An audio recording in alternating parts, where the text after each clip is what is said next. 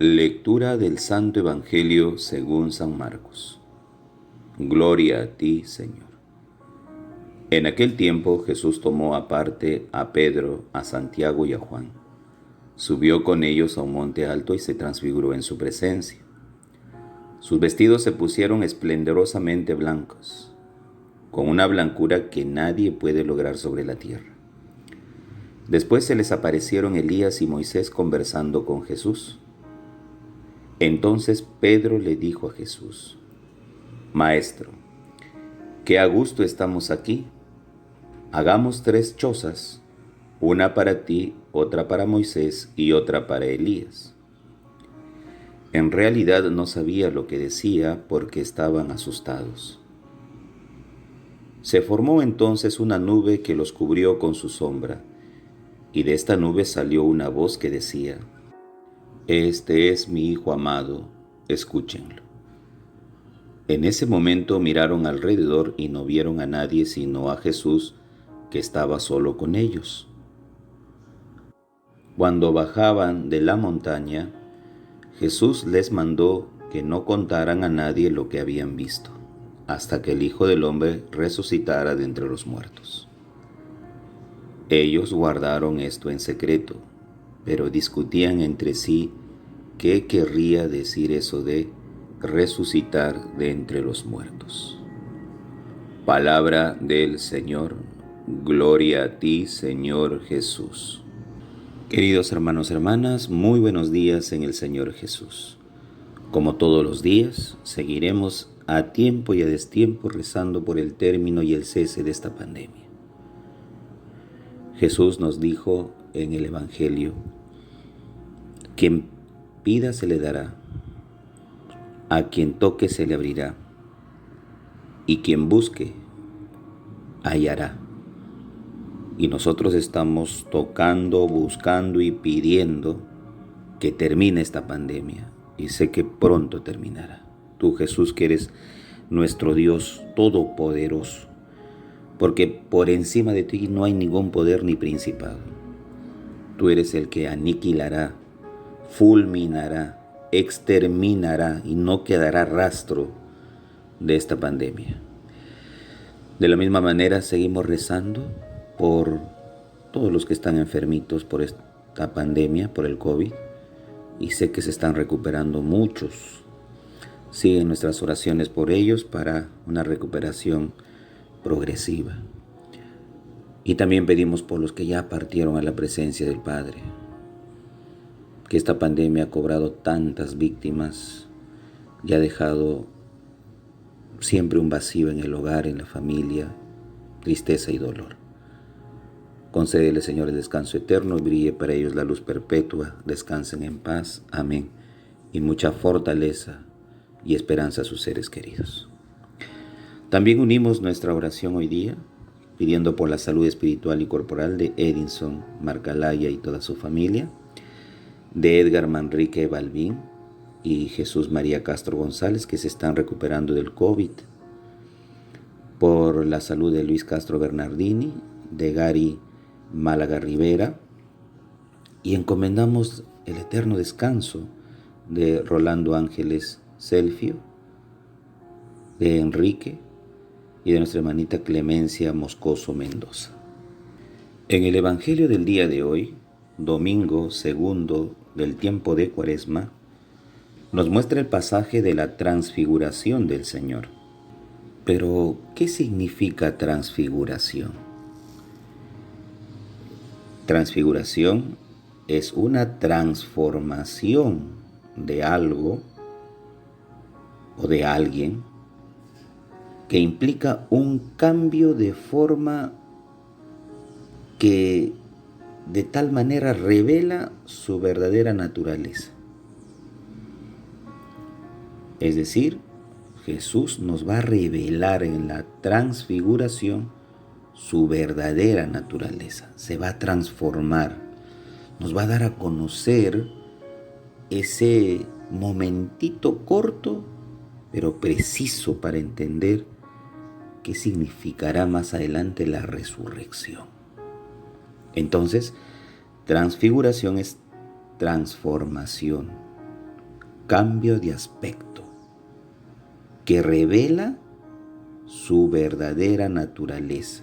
En este caso, Jesús revela su verdadera e íntima y divina naturaleza. Pues esta transfiguración, este momento sublime, inédito, único, se da en un monte, en una altura, en un monte alto, dice. Pues sabemos todos que cuando Jesús, después de cada milagro, de cada curación, cuando atendía esas masas inmensas de gente que lo buscaban, se retiraba a solas al monte a orar.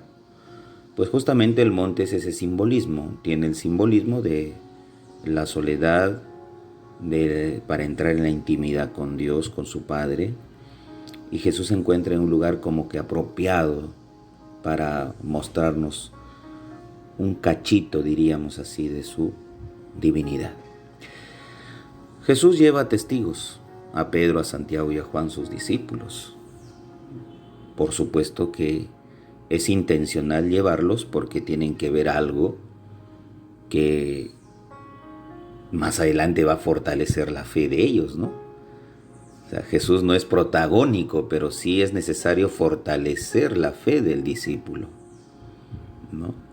Es necesario que vea algo de él, de Jesús, para que el discípulo tenga ese aliciente y siga adelante, siga creyendo en quien ha apostado su vida, en este caso Jesús. Pues bien, dice la transfiguración en sus elementos que sus vestiduras se pusieron esplendorosamente blancas, como que nadie en el mundo podía dejarlo de tal manera que en otras traducciones ponen ningún lavandero podría dejar tan limpia y blanca esa vestidura. Pues esta es la aspiración de todo cristiano, de todo fiel, que algún día se nos imponga esa vestidura blanca, la cual recibimos en el bautismo, cuando el sacerdote nos impuso la vestidura blanca como signo de la pureza a la cual entramos con el bautismo. Totalmente blancos en la conciencia, sin ninguna mancha de pecado. Pues esta vestidura blanca, aquí en la tierra, no la podemos conseguir de tal manera en que, como lo explica el Evangelio, nadie, dice, en la tierra podía dejarlo tan blanco. Por más lavandería sofisticada que encuentren, dice no, porque este tipo de atuendo solamente se recibe arriba en el cielo de parte de Dios.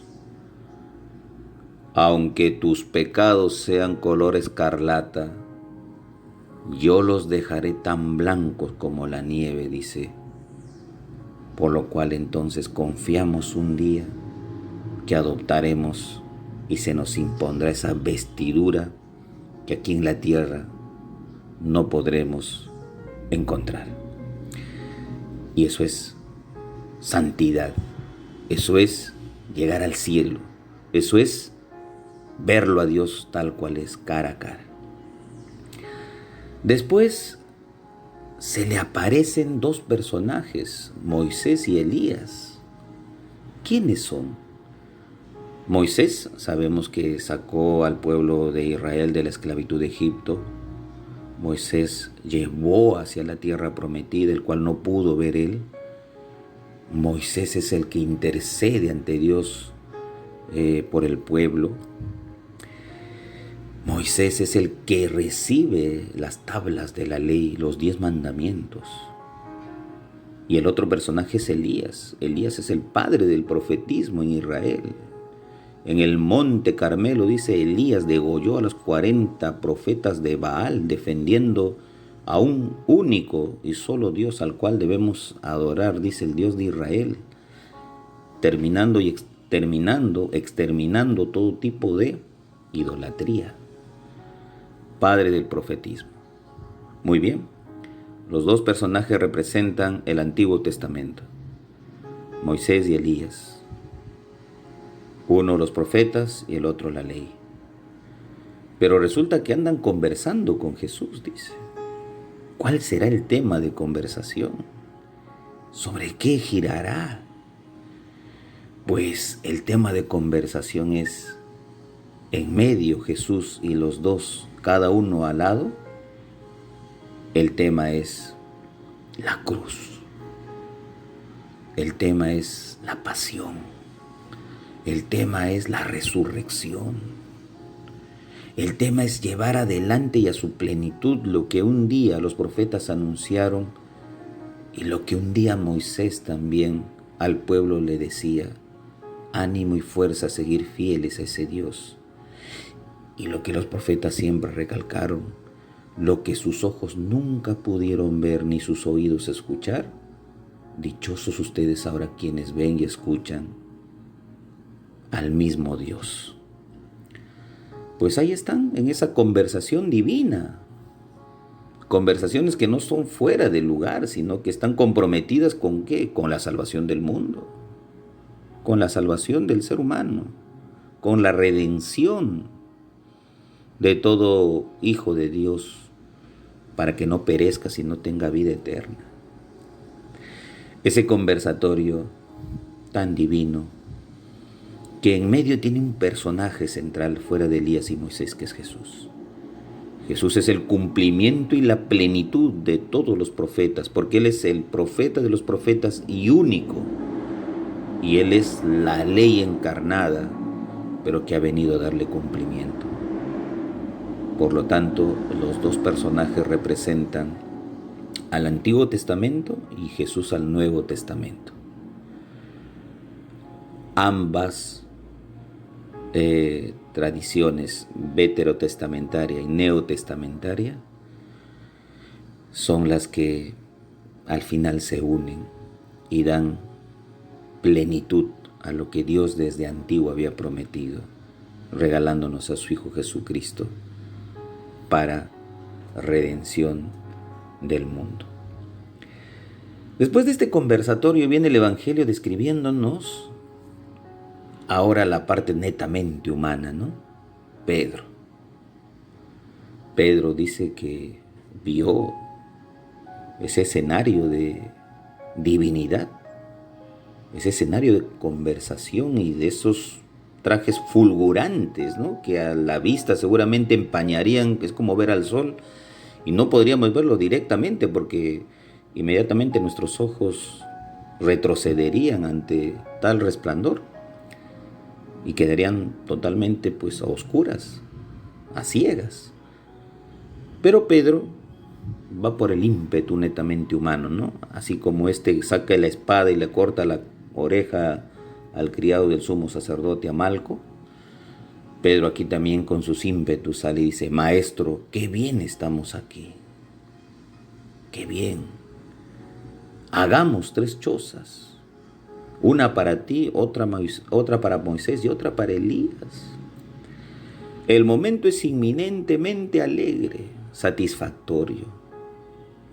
Es un momento relajante. Estamos en la cima, estamos viendo tu gloria. Nos fascina ese momento, sublime, profundo. Y dice el Evangelio, no sabía ni lo que decía porque estaba asustado. Es que en el momento de la desesperación todos hablamos tonterías a veces. No digo que él dijo una tontería, pero a veces nosotros cuando estamos en una desesperación después nos dicen: oye, ¿te acuerdas que dijiste esto? No me acuerdo. Pues claro, cuando estamos totalmente asustados, ya no sabemos ni lo que decimos ni cómo lo dijimos, y si nos hacen recordar, lamentablemente pues no echamos cuenta y decimos que yo lo dije. Pues sí, tú lo dijiste. Pues es natural, ¿no? El estupor del momento, ¿no? Es que nunca en su vida han visto semejante acontecimiento, y de hecho que eso pues a todos nos llevaría a balbucear y a acertar con palabras totalmente acertadas y decir pues: oye, mira, esto significa aquello. Pero no, quiere ser muy servicial, quiere ser muy acomedido, quiere una instalación en el lugar, no quiere moverse. Hagamos 3 chozas, es instalarnos, no movernos, quedarnos quietos aquí y no seguir escuchando de otras cosas más que de nuestras conversaciones. Esas conversaciones que a veces son tan paradisiacas, son tan divinas y angelicales. Es mejor escuchar eso. Qué bonito. Pero no, aquí hay que bajar. Esto simplemente es un momentito que les he mostrado para que ya fortalezca su fe, para que sigamos el camino que tenemos que seguir avanzando, que es el camino al Calvario, el camino de cruz, el camino de la crucifixión. Por lo tanto, hay que bajar. Ya estuvimos muy bien, qué bonito el momento, qué agradable, pero ahora al llano. Pongamos los pies sobre la tierra y veamos la realidad propia que nos toca afrontar. Este tiempo es difícil, hay pandemia, hay que cuidarnos, hay muerte, hay desolación, hay hambre, hay todo. Pues esa es la realidad que nos toca vivir. No tenemos que alucinar como los discípulos, con fantasías paradisíacas, como dije hace un momento, y conversaciones angelicales. No. Vamos con los pies sobre la tierra, pero anclados en la firme esperanza de un Dios que nos va a sacar de esto y que pronto terminará. Este calvario, este llevar la cruz, este vía crucis, pronto terminará. Y vamos, porque no es una mentira que tu ser querido ya falleció. Es cierto, ya no está en casa. Tampoco es una mentira que tu ser querido en este momento se está recuperando. Es cierto, y ojalá que se recupere. Entonces, hay realidades de las cuales no podemos escapar. No podemos, por más que amanezca una nueva mañana, nos cuesta aceptarlo, pero es cierto, ya no están. Y si algunos están, tenemos la incertidumbre, ¿saldrá o no saldrá? ¿Se recuperará o no se recupera? ¿Cómo habrá amanecido? ¿Bien o mal? En fin. Entonces tenemos que pisar tierra, y pisando tierra, Jesús nos enseña, ahora vamos caminando con esta realidad difícil. Y para constatar este momento divino, sale la voz del cielo, ¿no? De una nube, dice. La nube es símbolo de la presencia de Dios. Este es mi Hijo amado, escúchenlo. El Padre garantizando y poniendo todo en las manos del Hijo. Escucharlo y amarlo. Escucharlo, qué tan difícil hoy día escuchar a Dios. Santo Dios, qué tan difícil es escucharlo. Nos cuesta escucharlo, nos cuesta obedecerle, nos cuesta seguirle. Y por ende, nos cuesta amarle como Él nos amó. Pero el Padre nos dice, es mi Hijo, escúchenlo y ámenlo. Yo se los entrego a ustedes, lo pongo en sus manos para ustedes. ¿Y qué hicimos nosotros? Lo crucificamos y lo matamos. ¿Por qué? Porque nunca lo escuchamos, porque nunca lo hemos amado. Y bajando ya al llano, ¿no?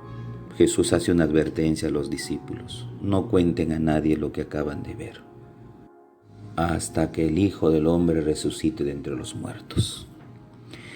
Esto queda como una cierta interrogante en la cabeza de los discípulos, porque es como ver un signo de interrogación en su cabeza y agarrándose la mejilla y diciendo, pues, ¿qué quiere decir? Y lo que quiere decir aquí es sencillo. Resucitar de entre los muertos, para ellos está todavía nublado, opaco, lejos, no entiendo. Pues si has estado en la parte del Tabor, en el momento de la transfiguración, y hablábamos como casi cosas sin sentido, porque estaban atemorizados, menos van a entender qué significa pues resurrección de los muertos, ¿no? Todo esto se les aclara después a la luz de la resurrección. donde verán a un Cristo resucitado y ahí dirán: ahora recuerdo el momento de la transfiguración, cuando nos decía, pero nosotros no entendíamos. Pues sí, en este segundo domingo de Cuaresma, el hecho de la transfiguración es animarnos en la fe. Estamos caminando hacia el Calvario, Semana Santa, pero también habrá un domingo de Pascua. Y la transfiguración es el momento exacto en este segundo domingo para decirnos: ánimo, mira, esto va a pasar contigo más adelante, con todos. Y si hemos perdido un ser querido ahora, esto va a pasar. Se le impondrá una vestidura blanca y pasará a contar parte de los santos entre los santos para que vea a Dios. ¿Me crees? Y diremos: sí, Señor, te creo. Entonces confía en este pequeño espacio que te he mostrado de lo que será más adelante nuestra vida en el cielo. El Padre José reza todas las mañanas por ustedes. Llévense mi bendición en el nombre del Padre, del Hijo, Espíritu Santo. Amén. Un bonito y bendecido día en el Señor.